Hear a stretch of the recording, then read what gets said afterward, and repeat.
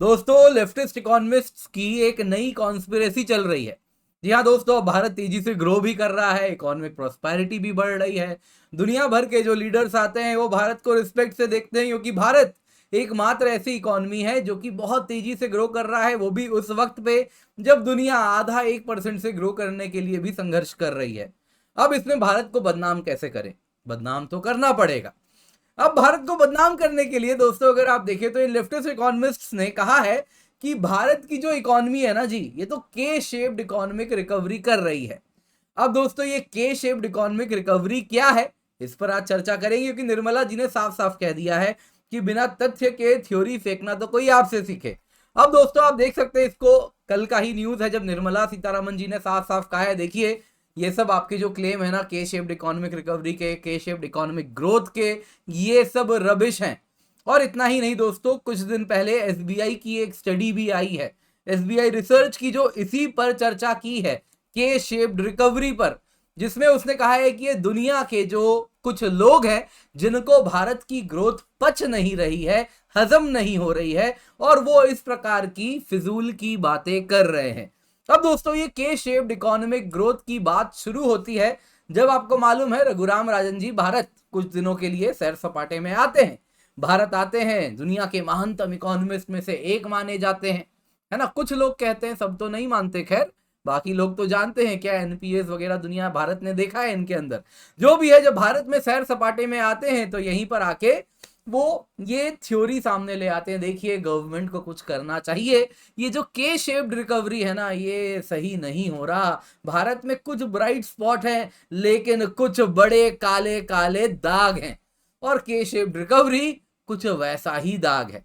अब दोस्तों ये उनका कहना था, और उसके साथ करीबन 2 साल तक यही नैरेटिव चलता आ रहा है। आप देख सकते हैं, फ्रंट लाइन है, हिंदू ग्रुप का है, इंडियन इकोनॉमी के शेप्ड रिकवरी कहता है कि अमीर अमीर हो रहा है, गरीब गरीब होता जा रहा है। वायर भी इसी प्रकार का रिपोर्ट ले आता है कि आप देख सकते हैं कैसा के शेप्ड ट्रैजेक्टरी में इंडिया ग्रो हो रहा है। बेसिकली जो लेफ्टिस्ट इकोनॉमिस्ट का होता है कि देखिए गरीब गरीब हो रहा है, अमीर अमीर हो रहा है, ये सारी बातें वो करने लगते हैं। और उसके साथ सामने उभर के आता है तीसरा के, जो जब कोई बाहरी जिसकी बात करे तो भारत पसंद नहीं करता। तीसरा के क्यों कह रहा हूं, क्योंकि पहले 2 के से तो आप अवगत हैं ही, कश्मीर और खालिस्तान, और अब ये तीसरा है के शेप्ड इकोनॉमिक ग्रोथ। क्या है के शेप्ड इकोनॉमिक ग्रोथ, इस पर चर्चा करेंगे। साथ साथ ये जो नैरेटिव है ये एसबीआई रिसर्च ने कैसे स्थापित किया है, इस पर भी चर्चा हम करने वाले हैं। इससे पहले आगे बढ़े दोस्तों, आप लोगों से निवेदन है वीडियो को लाइक कर दें, शेयर कर दें, और भारत संवाद को अगर अब तक सब्सक्राइब नहीं किए हैं तो कृपया करके जाएं, जाके सब्सक्राइब करें। तो दोस्तों न्यूज में क्या है, न्यूज में है दोस्तों, अभी बजट के बाद की बात है, कल की ही न्यूज है। टाइम्स ऑफ इंडिया के एक जर्नलिस्ट ने सीतारमन जी से पूछा, इंडिया तो जी 2 पेस्ड ग्रोथ कर रहा है। सटली उन्होंने यही कहा कि क्या इंडिया की इकोनॉमिक ग्रोथ के शेप्ड है, और इसमें निर्मला जी काफी नाराज हो गई। वो बोली कि ये इकोनॉमिस्ट और इंटेलेक्चुअल लोग जो हैं ये बस और बस डिबेट में कूद जाते हैं बिना जाने समझे, और इस प्रकार की उल जलूल बातें करने लगते हैं, K shaped, L shaped, Y shaped या अन्य कोई सा भी लेटर जोड़ देते हैं। ये जब ये सब बातें करते हैं तो ऑन ग्राउंड क्या हो रहा है देखते तक नहीं है, डेटा तक पे इनकी नजर नहीं होती है, बस और बस आते हैं, नैरेटिव सेट करके जाते हैं। इस साल के शुरुआत में भी, जनवरी में भी उन्होंने यही, जब के शेप्ड इकोनॉमिक ग्रोथ की बात हुई थी, निर्मला जी ने यही कहा था, साफ साफ कहा कि भाई क्या बेसिस है, आपके पास कोई तथ्य है? जब हम पूछते हैं किस तथ्य के आधार पे आप इस प्रकार की बात कर रहे हैं, तो ये जो सैर सपाटे के लिए इकोनॉमिस्ट भारत आते हैं वो भाग जाते हैं आइडिया देके। किसकी बात हो रही है, आप तो समझदार हैं, जानते ही होंगे। तो अब दोस्तों जानते हैं आखिरकार के शेप्ड इकोनॉमिक ग्रोथ होता क्या है। दोस्तों जैसा लेटर के है उसी प्रकार की इकोनॉमिक रिकवरी हो। अक्सर दोस्तों जब रिसेशन आता है तो इकोनॉमी का अलग अलग पार्ट कुछ दिनों तक अलग अलग रेट से ग्रो करता है। अब ये डिपेंड करता है किस प्रकार की इंडस्ट्री किस मुकाम पर है, उसके हिसाब से वो ग्रो करती है। यूजुअली क्या होता है, जब कोई इकोनॉमी ग्रो करती है तो सारे सेक्टर्स में ठीक ठाक ग्रोथ आपको देखने मिलता है, लेकिन जब के शेप्ड ग्रोथ होता है तो जो इकोनॉमी का स्ट्रक्चर है वो बदल जाता है। मैं क्या कह रहा हूं आपको एग्जांपल से बताता हूं। भारत की ही बात करते हैं दोस्तों। कोविड के बाद क्या हुआ आपको मालूम है, जैसे ही कोविड के पहले की बात करें तो जितनी भी टेक्नोलॉजी कंपनीज थी या उस प्रकार की जो इकोनॉमी थी, सर्विसेज सेक्टर था, वैसे ही आप देखें तो ट्रैवल, एंटरटेनमेंट, हॉस्पिटैलिटी सेक्टर था, ये सब सामान्य तरीके से ग्रो कर रहा था। लेकिन फिर क्या होता है, कोविड आता है, कोविड आते ही लॉकडाउन लग जाते हैं, और उसके बाद अगर आप देखें पहले तो सब में डिप आता है, लेकिन जैसे ही लॉकडाउन होता है वर्क फ्रॉम होम बढ़ने लगता है, टेक्नोलॉजी कंपनीज की जो डिमांड है वो बढ़ने लगती है। तो टेक्नोलॉजी कंपनीज अगर आप देखें, सॉफ्टवेयर सर्विसेज अगर आप देखें, तो वो तेजी से बढ़ने लग जाता है, उनकी इकोनॉमिक रिकवरी हो जाती है। वहीं जब तक लॉकडाउन लगा रहता है तब तक ट्रैवल, एंटरटेनमेंट, हॉस्पिटैलिटी सब बंद हो जाता है। अब कोई लक्षद्वीप, अंडमान निकोबार ये सब जगह घूमने तो नहीं जाएगा, गोवा तो नहीं जाएगा, लॉकडाउन लगा है, फ्लाइट में तो नहीं घूमेगा, वैसे ही आप देखें तो बाहर खाने नहीं जाएगा। तो इस प्रकार की इंडस्ट्री ठप हो जाती है। लेकिन जैसे ही लॉकडाउन हटता है इसमें जबरदस्त बूम आता है। आपको मालूम ही है किस प्रकार से ट्रैवल, एंटरटेनमेंट, हॉस्पिटैलिटी, है ना, इस प्रकार के शब्द आने लग गए। वेंजेंस टूरिज्म हो रहा है, बदले की भावना से पोस्ट लॉकडाउन टूरिस्ट बाहर निकल निकल के आ रहे हैं। अभी की न्यूज है, कुछ दिन पहले की बात है, मनाली की सड़कों पे जाम लगा हुआ है। तो दोस्तों ये हुआ के शेप्ड रिकवरी। यूजुअली कोविड के बाद देखने मिला था भारत में, नॉर्मल सी बात है, मिला था, लेकिन कुछ दिनों तक था। उसके बाद इकोनॉमी साधारण तरीके से हर सेक्टर ग्रो कर रहा है। साधारण कहना गलत होगा, एक्स्ट्रा ऑर्डिनरीली ग्रो कर रहा है। लेकिन ये आपको जो मैं लेटर दिखा रहा हूं, ये आप देख सकते हैं, जो इमेज आप देख रहे हैं ये वायर का ही है। वो बना रहे हैं, देखिए कैसे के बना हुआ है, जिसमें अडानी, अंबानी, टाटा तो भाग रहे हैं, लग्जरी वॉचेस, लग्जरी गाड़ियां, इनकी खपत बढ़ रही है, अमीर अमीर हो रहा है, और आपके मेरे जैसा जनमानस गरीब होता जा रहा है। तो ये कह रहे हैं देखो के शेप्ड तो अभी भी चल रहा है। अब दोस्तों वो बात अलग है कि ये कुछ दिन तक बोलते तो समझ आता, लेकिन ये कह रहे कि नहीं अभी भी इकोनॉमी के शेप्ड, और अभी भी निर्मला जी से यही कहा जा रहा है कि भाई तुम्हारे इकोनॉमी में तो अमीर अमीर हो रहा है, गरीब गरीब होता जा रहा है, ये काहे की इकोनॉमी सूट बूट की तुम्हारी सरकार। तो इस पर एसबीआई रिसर्च ने बहुत डिटेल्ड फाइंडिंग्स किए हैं। आपको सबसे पहले बताता हूं किस प्रकार से के शेप्ड लेटर को इन्होंने उठा के कचरे के डब्बे में डाला है। दोस्तों काफी बोल्ड बात है, ध्यान से सुनिएगा। पहले अंग्रेजी में बोल रहा हूं, फिर आपको हिंदी में पढ़ के सुनाऊंगा। After repeated conundrum debating a K-shaped recovery post-pandemic seems at best flawed, prejudiced, ill-concocted, fanning interest of select quarters to whom India's remarkable ascendance, signaling more the renaissance of the new global south, is quite unpalatable। क्या मतलब? कह रहे कि काफी बार शशि थरूर जी की भाषा में जो लिखा है मैं सरल करके समझाता हूं, आखिर उन्हीं प्रकार के लोगों को एड्रेस भी तो किया जा रहा है। तो सुनिए ध्यान से, ये जो के शेप्ड रिकवरी की बात होती है, अक्सर लोग कहते हैं कि इंडियन इकोनॉमी के शेप्ड ग्रोथ कर रही है, ये कहना फ्लॉड है, गलत है, प्रेजुडिस्ड है। प्रेजुडिस्ड का मतलब हुआ आपके मन में कुछ बायसेस हैं जिसके आधार पे आप इस प्रकार की बात कर रहे हैं, झूठ की बातें हैं। और इस प्रकार से आप देखें तो कुछ क्वार्टर के लोगों में उनको खुश करने के लिए है, जो कि इंडिया के तेजी से होते हुए ग्रोथ से उसको पचा नहीं पा रहे। जिस प्रकार से भारत एक नया ग्लोबल साउथ बन के उभर रहा है, उनके लिए जो बात पच नहीं रही है, वही लोग इस प्रकार की झूठ फूस की बातें फैला रहे हैं। अब उसके आगे वो कहते हैं कि देखिए हमने कुछ आपको ट्रेंड्स ऑब्जर्व किया है जिसके आधार पे ये फाइंडिंग इस निष्कर्ष पर पहुंची है। क्या वो ट्रेंड्स हैं, आपको मैं एक एक करके समझाता हूं। पहला वो कहते हैं कि देखिए भारत में जो इनकम इनइक्वालिटी है वो घट रही है। इनकम इनइक्वालिटी नापने का तरीका होता है गिनी कोफिशिएंट। गिनी कोफिशिएंट का नंबर जितना बड़ा होता है, आप अगर देखें तो वो उतना ज्यादा उस इकोनॉमी में इनइक्वालिटी होती है। ये 1 से लेके 0 के बीच में रहता है। 1 का मतलब हो गया ऐसी इकोनॉमी जिसमें सारा पैसा बस एक आदमी के पास है, और 0 मतलब हो गया कि भाई सबके पास समान पैसा। तो इस प्रकार से अगर आपकी इकोनॉमी में नंबर जितना बड़ा होगा यानी इनइक्वालिटी उतनी ज्यादा होगी। तो अगर आप ये नंबर देखें साल दर साल 2013 से लेके 2023 तक में, ये 0.489 यानी 0.49 से लेके 0.4 तक आ गई है, यानी कि इनकम इनइक्वालिटी घट रही है। अब दोस्तों ये जो डेटा है उन लोगों का निकाला गया है जो टैक्स स्लैब में आते हैं।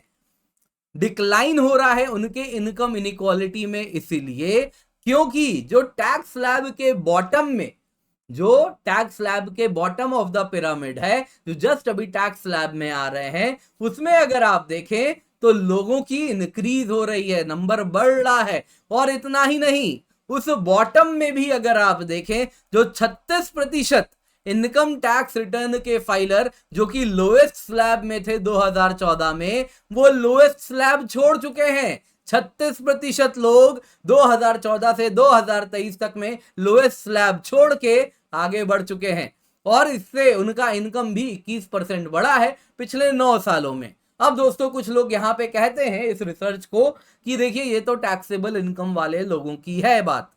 भारत में तो आप अगर देखो तो 90-92% लोग टैक्स वगैरह नहीं भरते, उनका क्या, ये तो फ्लॉड है साहब। आगे और डेटा है, आप रिपोर्ट ऊपर से पढ़ के चेरी पिकिंग करेंगे तो आप इसी प्रकार का उल जलूल की बातें करेंगे और फिर एसबीआई से शशि थरूर की भाषा में गाली भी खाएंगे। तो आगे भी जरा सुनिए। बिजनेस ग्रोथ की बात हो रही है। उनका कहना है कि अगर आप भारत में माइक्रो साइज्ड फर्म्स देखें तो 19.5%, अब देखिए पहले मैं बता देता हूं, भारत में जो इंडस्ट्रीज हैं उनको माइक्रो, स्मॉल, मीडियम इंटरप्राइजेस में बांटा जाता है, उसके ऊपर लार्ज होता है। तो जो माइक्रो इंटरप्राइजेस वो होता है जिसमें इन्वेस्टमेंट 1 करोड़ से कम हो, टर्नओवर 5 करोड़ से कम हो। स्मॉल वो होता है 10 करोड़ से कम का इन्वेस्टमेंट, टर्नओवर 50 करोड़ से कम का हो। मीडियम वो होता है जिसमें इन्वेस्टमेंट 20 करोड़ से कम का हुआ हो, टर्नओवर 100 करोड़ से कम का हो। अब दोस्तों, ये नया क्राइटेरिया है, पहले अलग क्राइटेरिया हुआ करता था, इसको बदला गया है। तो अब ऐसा देखने मिला है कि अगर आप देखें 19.5% फर्म्स जो पहले माइक्रो साइज हुआ करते थे, वो अगर आप देखें तो अब माइक्रो से बढ़कर स्मॉल या फिर मीडियम हो गए हैं।